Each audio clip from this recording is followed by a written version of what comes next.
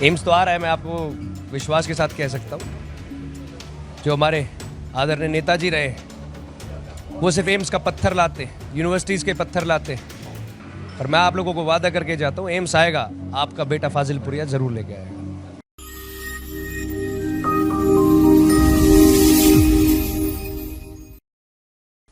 विश्व के मानचित्र पर अपनी ऊंची ऊंची बिल्डिंगों के दम पर पहचान बनाने वाली साइबर सिटी को अपनी जमीन देकर नाम रोशन करने वाले गांवों की आज स्थिति दयनीय बनी हुई है। और अब गुड़गांव लोकसभा से एक ऐसा प्रत्याशी सामने आया है जिसने इन ग्रामीणों को वादा किया है कि यदि वो आ गया तो इन गांवों की सीरत बदल कर रख देगा।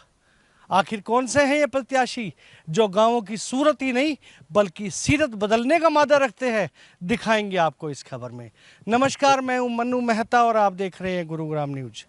विश्व के मानचित्र पर जिस साइबर सिटी ने ऊंची ऊंची बिल्डिंगों के दम पर अपना नाम कमाया था, दरअसल उन बिल्डिंगों के लिए जमीन गांवों की अधिग्रहण की गई थी। लेकिन आज हालात ये हैं कि गांवों के ये जो गांव हैं ये इन बिल्डिंगों के अंदर पूरी तरह से कचरे के ढेर के रूप में तब्दील हो चुके हैं। आसपास ऊंची ऊंची इमारतें हैं और अंदर जो गांव है वहाँ की हालत ऐसी है कि वहाँ की नालियाँ सही नहीं हैं। गांवों की गलियों में गंदा पानी बहता है और पीछे देखें तो बड़ी बड़ी इमारतें, ऐसा लगता है मानो ये गांव एक स्वर्ग हो। ये स्वर्ग नहीं बल्कि ये तो एक नारकीय जीवन है।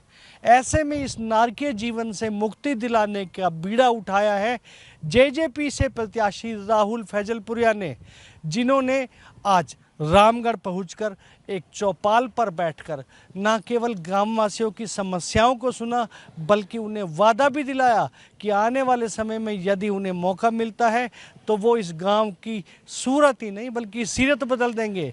क्योंकि उनका ये मानना है कि ये गांव बड़ी बड़ी इमारतों के बीच में एक छोटा सा कैद खाना बन चुका है।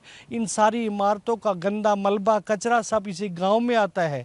यही वजह है कि अब वो शहर के जो विकास हैं वो तो हो ही चुके हैं, लेकिन वो ग्रामीण विकास पर भी ध्यान देंगे। मैं आज रामगढ़ गांव में हूं और चारों तरफ आप एक बार देखिएगा बिल्डिंगें हैं और बिल्डिंगों के बीच में गांव है और गांव को सिमटा दिया गया है। बिल्डिंगों का सारा कूड़ा, सारा गंदा पानी गांव के बाहर डाल दिया जाता है। हर गांव के चौक के ऊपर, मोड़ के ऊपर कूड़े के बड़े बड़े ढेर हैं। मैं तो देखो ये नहीं कह सकता कि पिछली सरकारों ने क्या किया क्या नहीं किया, सब कुछ आप लोगों के सामने है। मीडिया के माध्यम से पूरा गुड़गांव भी देख रहा है। कितनी RWA है, अब तो कहने लगी है नगर निगम नहीं है तो नरक निगम है।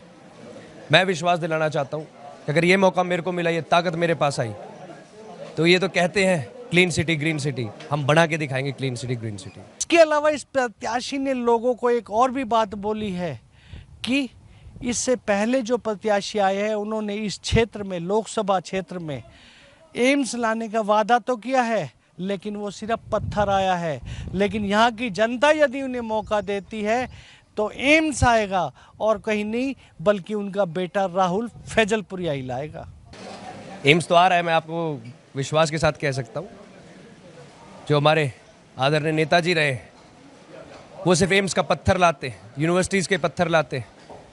और मैं आप लोगों को वादा करके जाता हूँ, एम्स आएगा, आपका बेटा फाजिल पुरिया ज़रूर लेके आएगा।